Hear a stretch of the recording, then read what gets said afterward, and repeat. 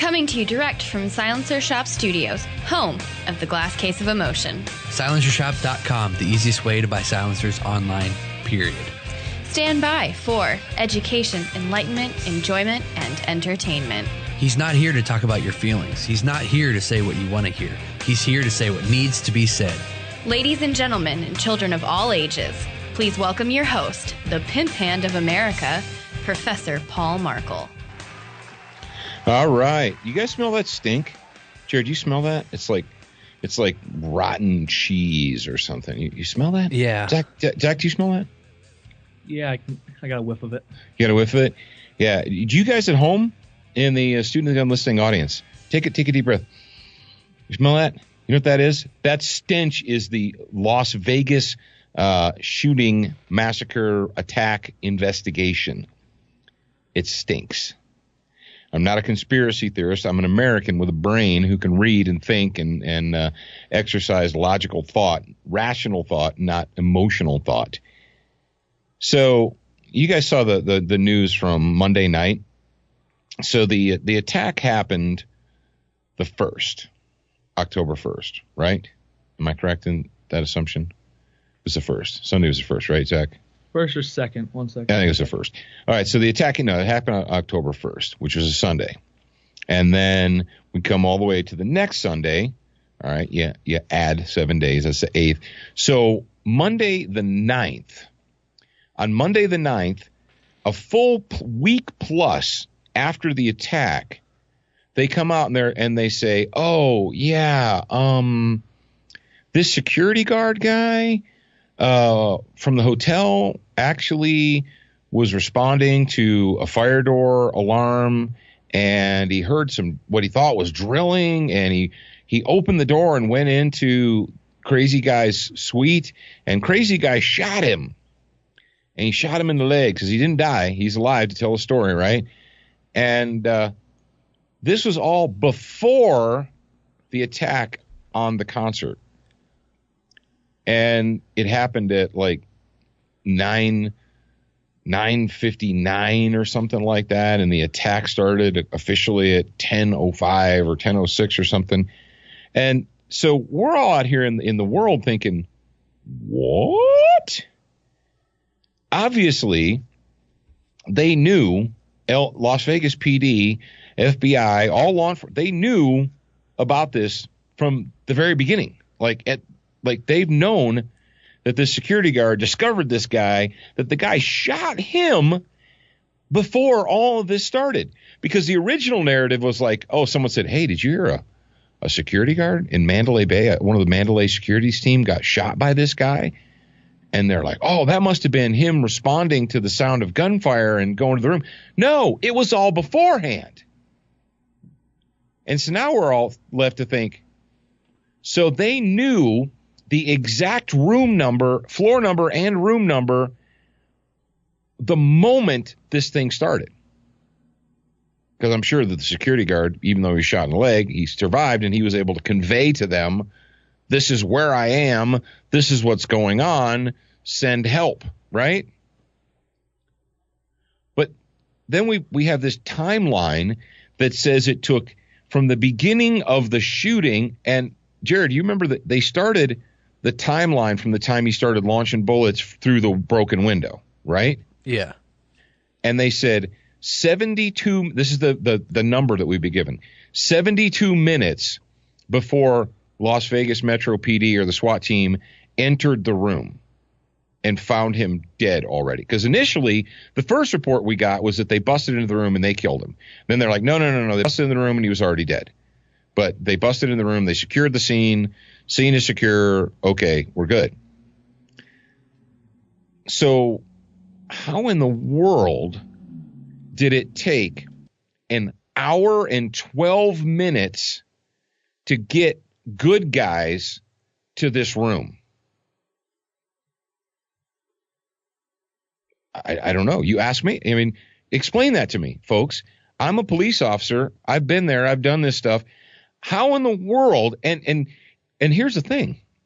If you take the shooting of the security guard, which apparently, interrupted his plans. And so he's like, okay, I have to accelerate my attack now.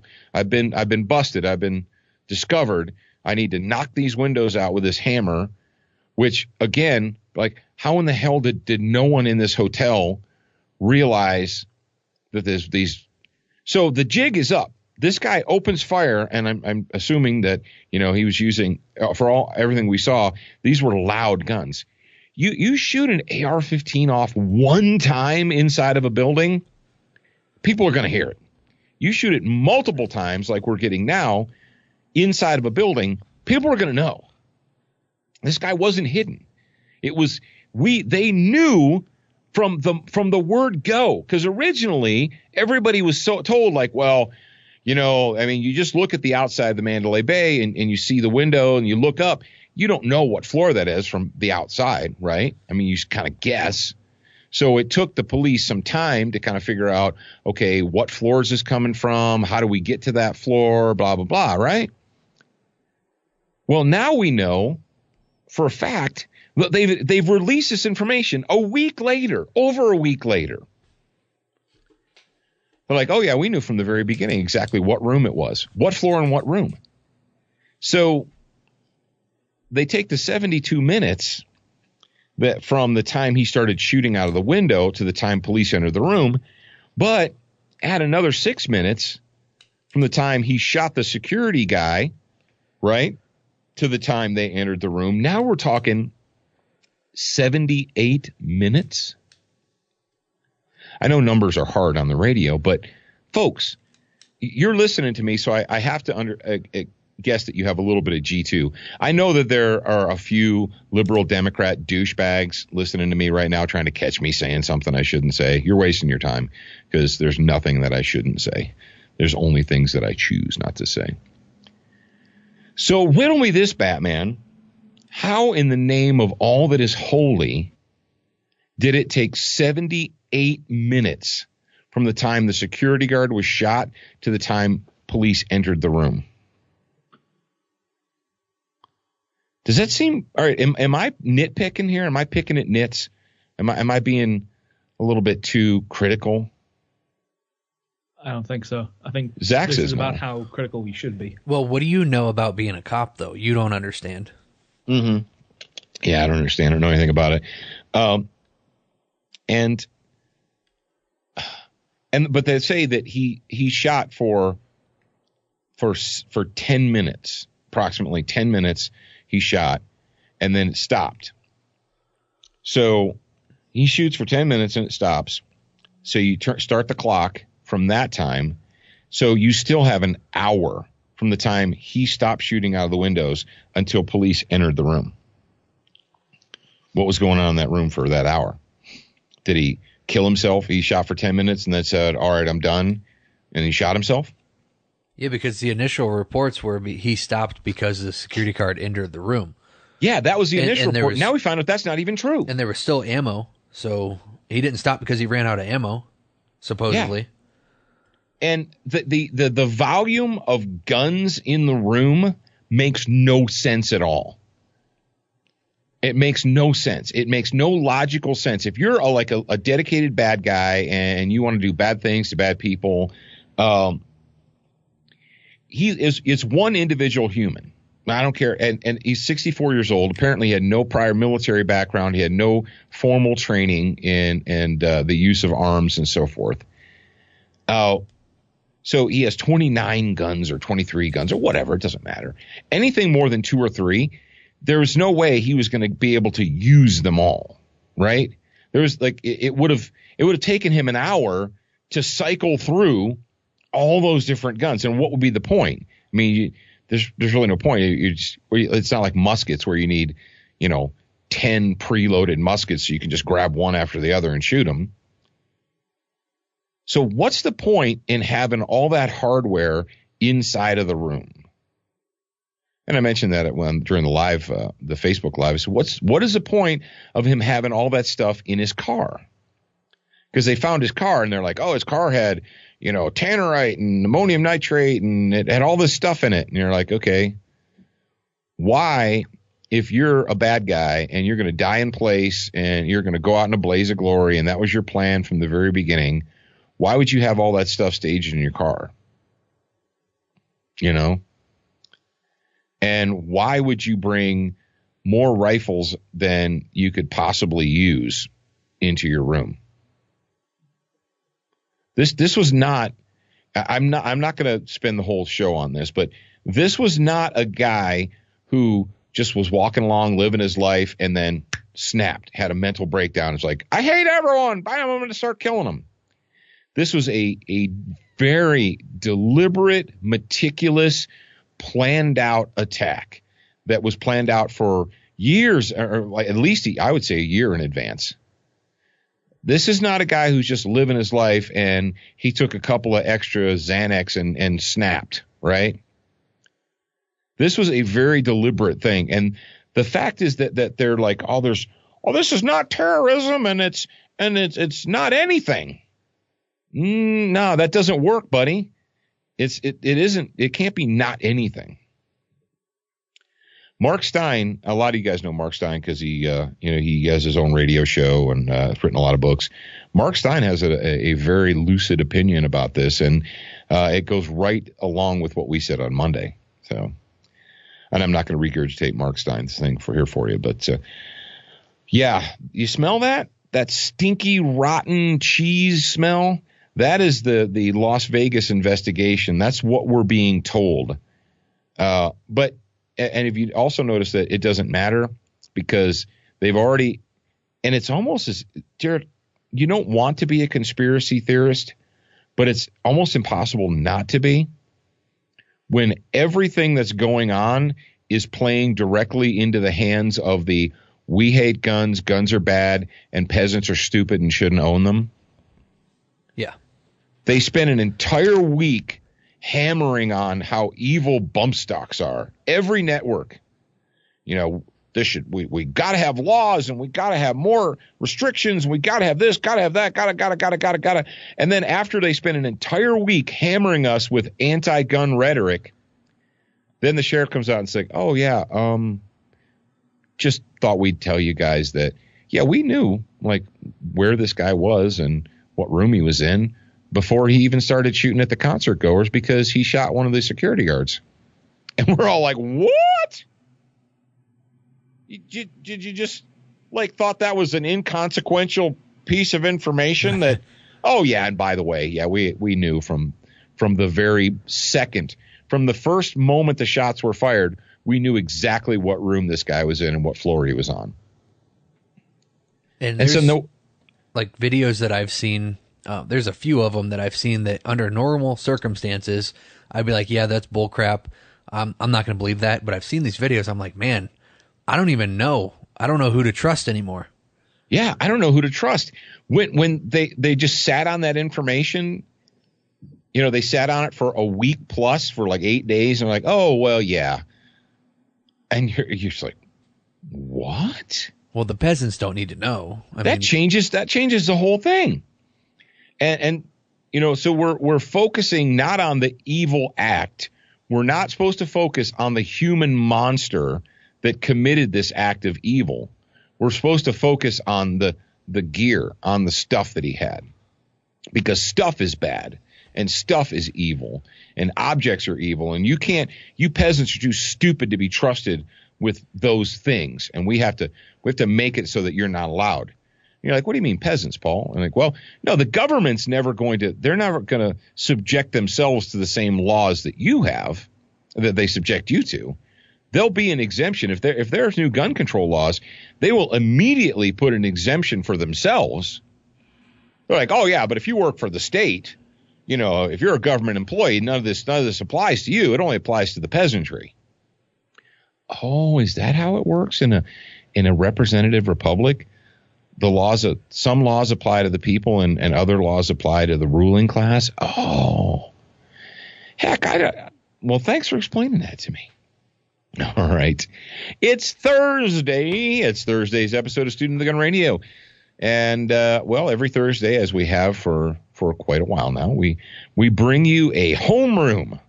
Student of the Gun Homeroom, brought to you by our good friends at Crossbreed Holsters.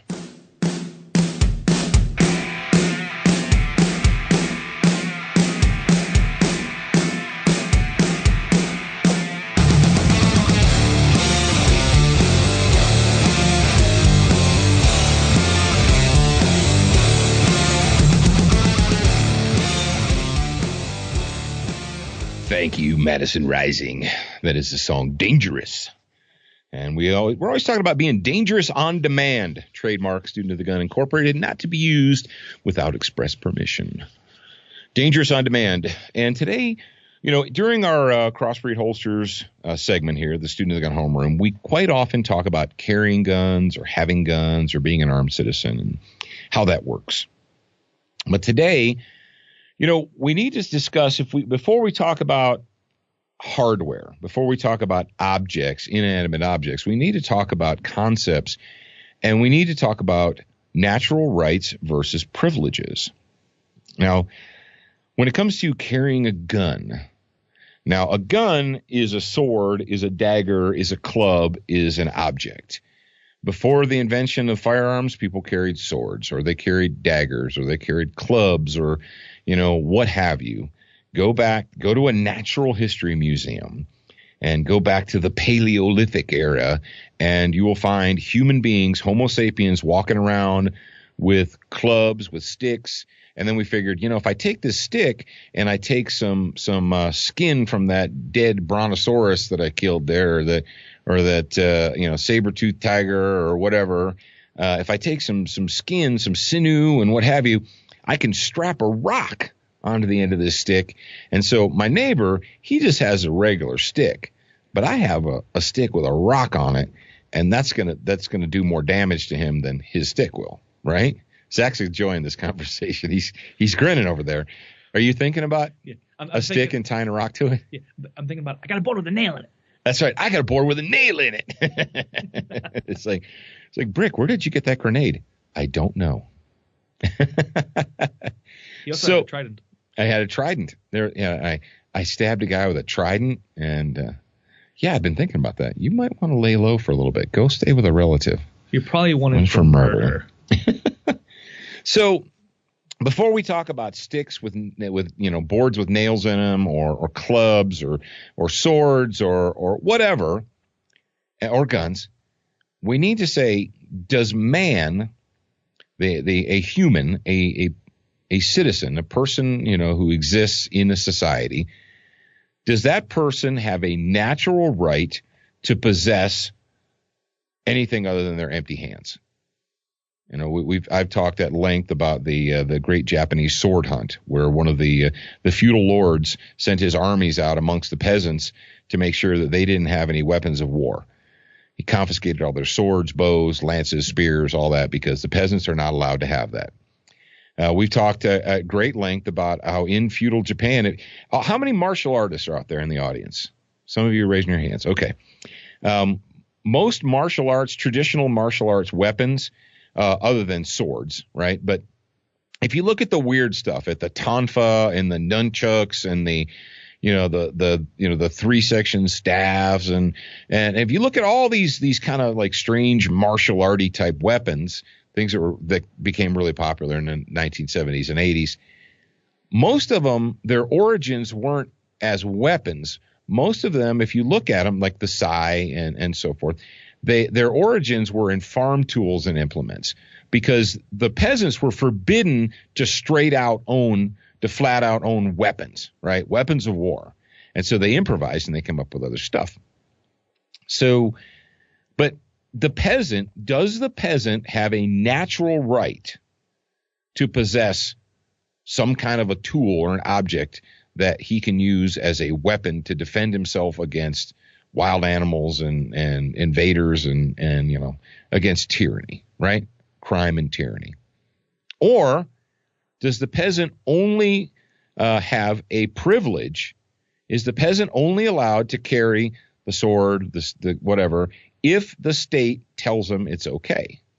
If the feudal lord, if the king looks out amongst the peasantry and says, okay, peasants, you're allowed to have a sword, but it can't be longer than 12 inches, and it can't have two edges. It can only have one, and it's not allowed to have a point on it. It has to have a blunt tip.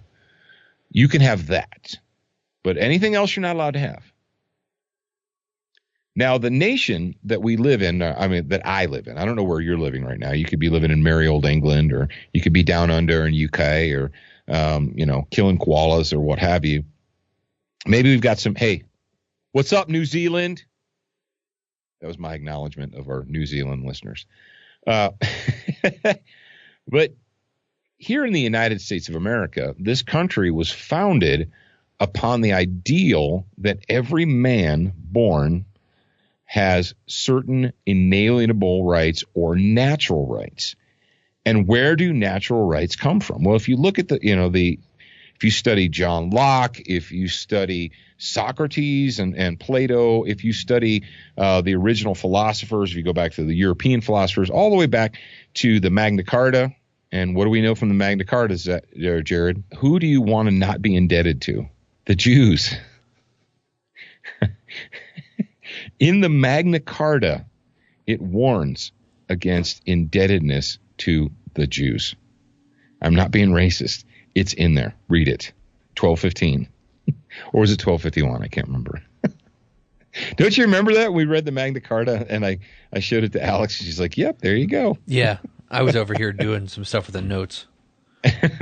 So, and you guys are like, Paul's racist. Hey, it's in there. Educate yourself. Go read the Magna Carta. Shut up.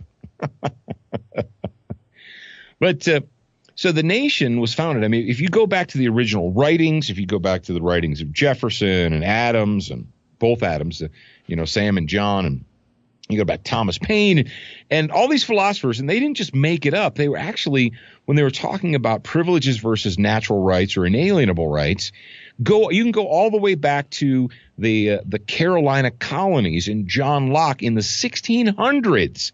They were talking about the rights of man and the natural rights that all citizens, that all humans are born with. Now, there's very few, but they're very important. And what you need to ask yourself, because there are people in the United States of America, we call them socialists, liberal Democrats, what have you, that believe that all rights stem from, or that they originate from the state. And because they originate from the state at any moment in time can choose to rescind or change or modify those rights. But we discussed this on the show before, and I think it's really worth talking about again.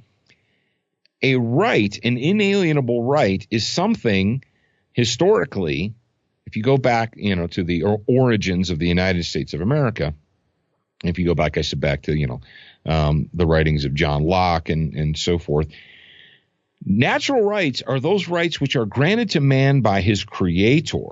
And this is very important, because if you are agnostic or atheistic, you're listening to me, you're like, I don't believe in all that God mumbo jumbo, and there might be something out there in the universe, but I don't think that whatever that is has any control over my life.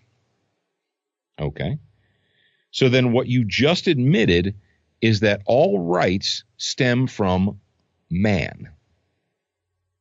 Well, no, and I'm not. No, yeah, you have to, because inalienable rights are something that are granted to you not by man. They're natural rights. They come from your creator. And because of that, no man on planet Earth has any authority, or woman has any authority to take those away from you. They're very few and far between. But the fact of the matter is, you need to accept or not accept whether or not the use of arms, the ownership of arms, whether it is, a sword, a lance, a bow, a crossbow, a gun, a rifle, pistol, rifle, shotgun, whatever, is that part of your natural right as a human, or is that a privilege granted you by the state, which is run by men? And, the state, the people who occupy the seats of power change constantly. So what you have is a continuous change in what some people call rights, but are actually privileges. You need to reconcile that with yourself in your own mind and your own heart. Do people who occupy seats of power, the state, do they have the right to issue and rescind privileges to you? And are you because if you are a citizen, if you're an actual citizen of a nation, you have natural rights. But you see, servants, slaves, and peasants, they don't have natural rights. A servant, a slave, or a peasant only has the privileges that are granted to them by their master. So if you say, well, my master, our masters, the ruling class got together in a building, they all raised their hands and voted, and they decided that I no longer have the privilege to own that object. You're like, okay, well, that puts you in the class where you are a peasant. You are a slave. Now, you may be a very, very comfortable slave. That may be the case. You may be a very comfortable slave, but you need to reconcile in your own mind. And I know that public school has failed you and that you did not study natural rights and privileges in school because you studied all about Earth Day and gender sensitivity and all that other nonsense. But before you go forward and start talking about objects and how objects are shaped and formed and what plastic parts you should be allowed to own and what plastic parts you shouldn't be allowed to own, blah, blah, blah, you need to reconcile whether or not you have, as a citizen, natural rights or you just have privileges. So that is, Zach, do you agree with me? I see you're nodding over there. I do agree with you, yes. You've got a point. Thinking, though, just like, picking hairs or whatever the word is. Mm-hmm. Picking nits, you're a nitpick? Sure, that. Most people who are in public school and are learning about gender sensitivity probably aren't listening to the show. Well, some of them are. We have kids. We have junior high and high school kids that are listening to us right now. We do have a couple younger fans. I think we have more than a couple. I think we have maybe 6 or 7. Whatever. No. Now you're nitpicking. I know you're out there listening. Okay. Thank you to our good friends at Brownells for sponsoring us, for allowing me to have a black carbon steel microphone with the appropriate pop filter. You like that? I tested my pop filter. Thank you to Brownells for being a sponsor of Student Gun Radio, for believing in what we do each and every day. I appreciate that. You can check those guys out at brownells.com. You know what I did, Jared? I have to think that I had a hand in this. Maybe not 100%, but part of it. You know what I did? What did you do? I'm not sure, actually. Remember last week before I went to Las Vegas how I announced that I went online and I bought the mini shells and that they were in stock? Yeah. They're all out of stock. That's funny. Yeah. That's why I did. That's why, I was a little bit selfish.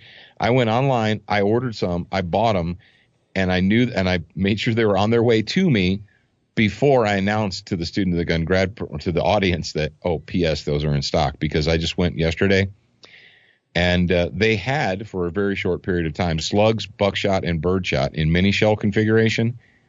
They're completely out of stock on all of them. If I owned an ammunition company, let's say I owned a company name with a W in front of it, and I made ammunition, I might think, this little Mexican upstart company, Aguila, they're selling the crap out of these mini shells. I don't think the mini shell is patented. Do you think it's patented? I don't know. Maybe. I don't know. If I was a company that had like a great big W for my thing, I'd just start cranking. People obviously want to buy them. So, they obviously want to buy them every time they're in stock anyway. And I did. I got on the internet and I searched Brownells, then I searched Midway, then I started searching all the other usual suspects for ammo, and every single one out of stock. So I don't know. You tell me. All right. You know how you can avoid that mistake? Sign up for Brownells newsletter. Yep. Froglube Green Minty Fresh. It is a veteran-owned company, and they make an extreme product. Yes, Froglube Extreme. And it is a bio-based, non-petroleum firearms lubricant. Check them out at froglube.com or Brownells or wherever you get firearms accessories. Century Arms, the sweetest smelling arms maker in the U.S. of A. Now, it's show season is coming up. So when you go to these shows, if you got, I know a lot of you guys listening to me work in gun shops and gun stores, and you're in the industry. I know you're out there, Jay. I see you. Make sure that you go by and tell these people thanks. Now, it won't be until after Christmas, but still.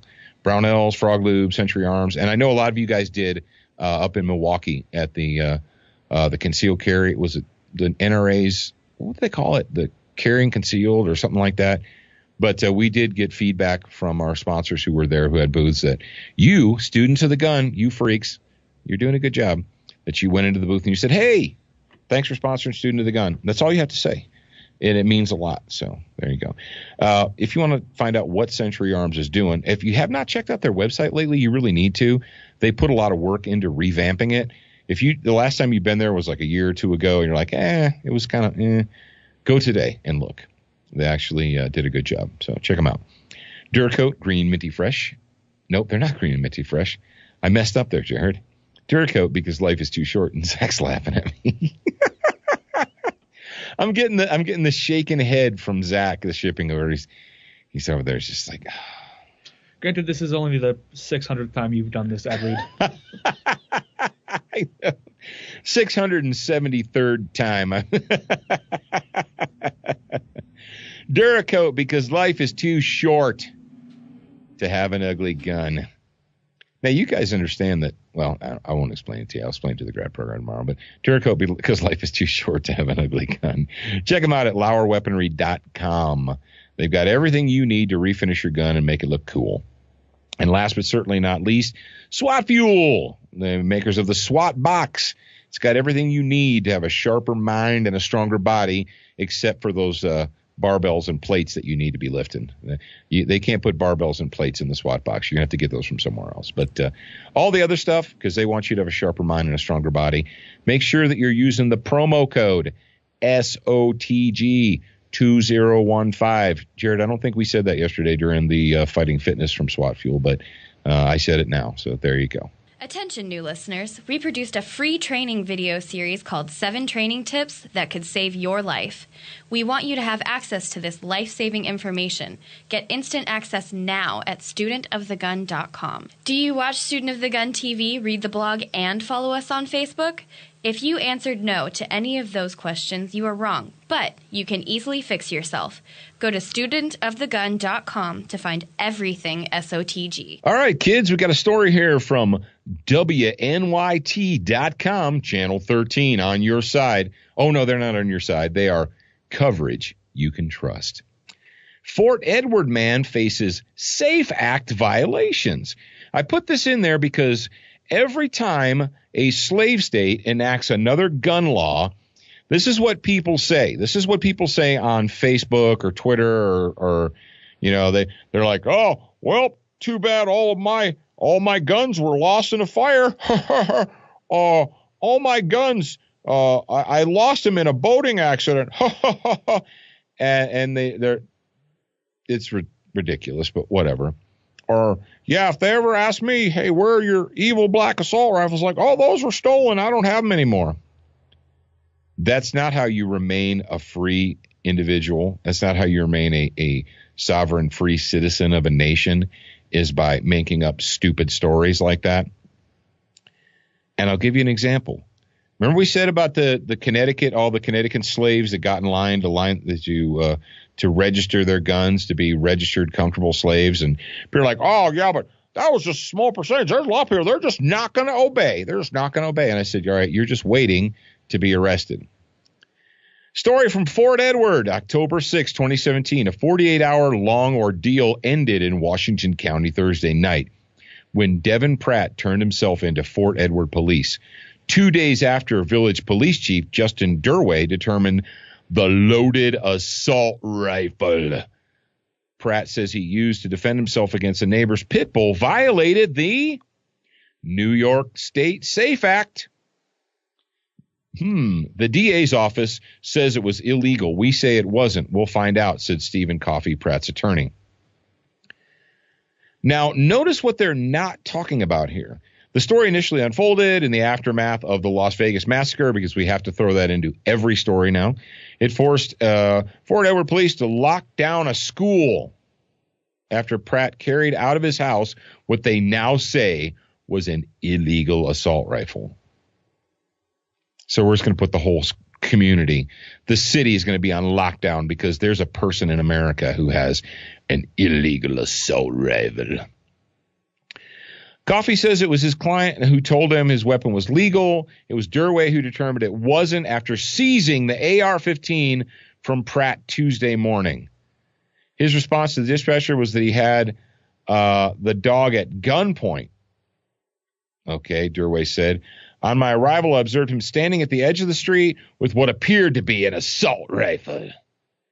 He was absolutely defending himself, Coffey said. Coffey concedes that he cannot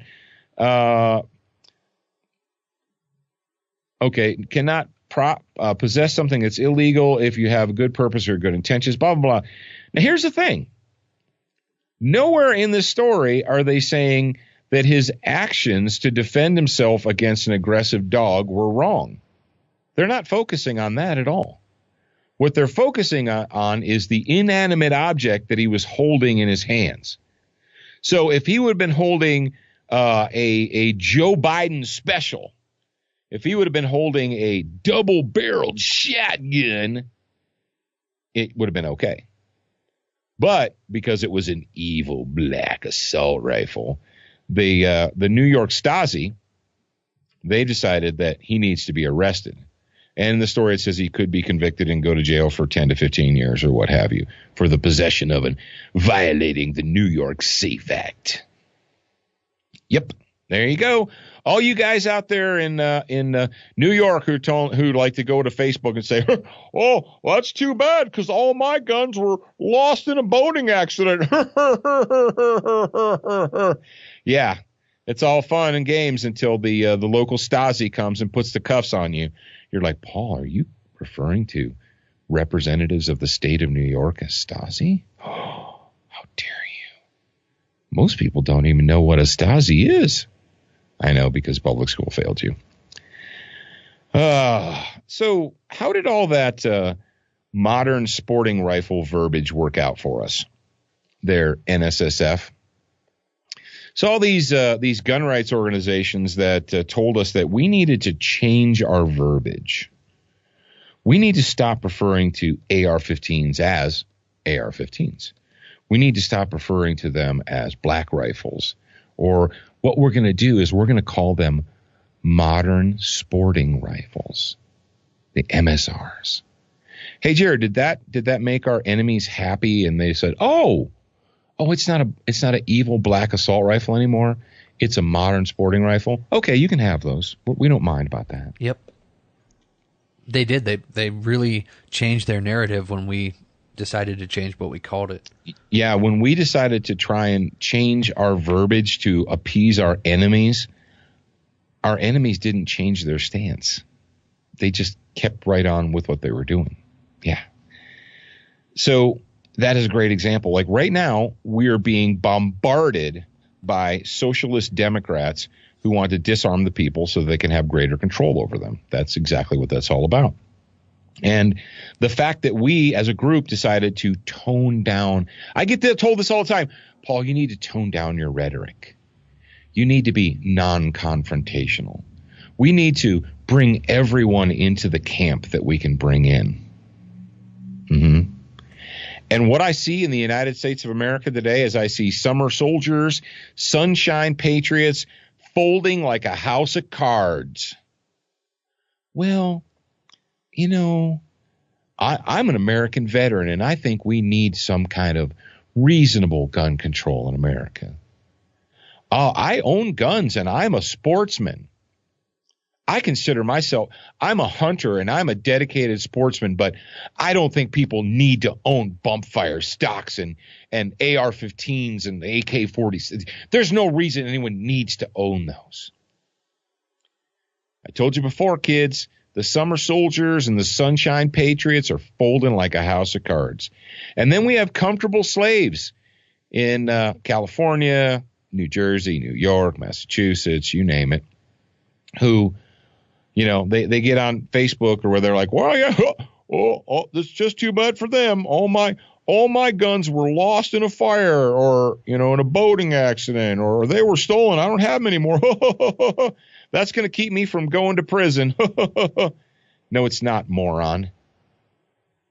You totally failed the Liberty test. All you guys in Connecticut got in line to register your guns. Yeah, you fail. But there's a guy named Thomas Paine, and he knew the way of the world. He knew the way of, even though they weren't popular then, he knew the way of tyrants. And they were tyrants, but he didn't know the way of socialists and communists, but they're all tyrants. And on December 23rd, 1776, Thomas Paine got up and he delivered the following. He said, "These are the times that try men's souls.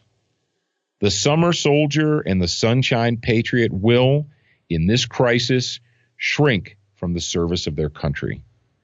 But he that stands by it now deserves the love and thanks of man and woman. Tyranny, like hell, is not easily conquered.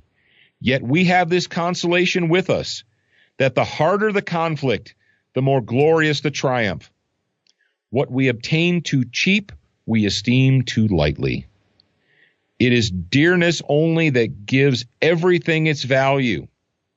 Heaven knows how to put a proper price upon its goods. And it would be strange indeed if so celestial an article as freedom should not be highly rated."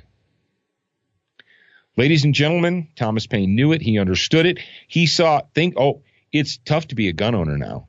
It's tough because people call you a baby killer. And if you're a member of the NRA, Nancy Sinatra wants you to die, and so on and so forth. So what do? As soon as it becomes tough, as soon as it's not fun or cool to be an American patriot, they fall by the wayside, and we see it every single day now. Summer soldiers, sunshine patriots, and comfortable slaves giving up, acquiescing, compromising, surrendering their rights for the promise of security.